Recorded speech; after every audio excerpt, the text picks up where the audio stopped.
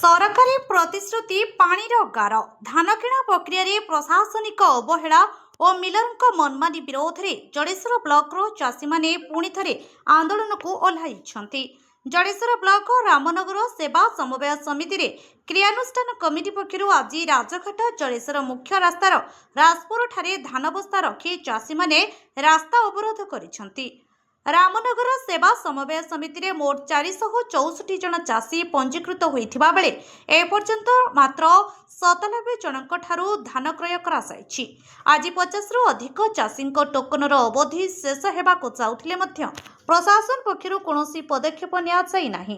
गत 17 तारिख रे होइथिबा आंदोलन समय रे जिला खाद्य जोगाण अधिकारी 22 तारिख सुधा 1372 क्विंटाल धान किणा छिबा बोली प्रतिश्रुति देइथिले, मात्र सही प्रतिश्रुति केवल फोन कॉल रे सीमित रहीगला बोली चाषी माने अभियोग करिसंती।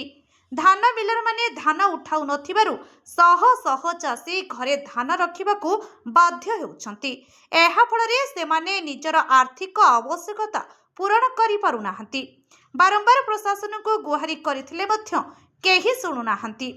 मार्च 31 तारिख धान किणार शेष दिन होइथिबा बेले चाषी मानक भविष्यत एबे अंधार रे।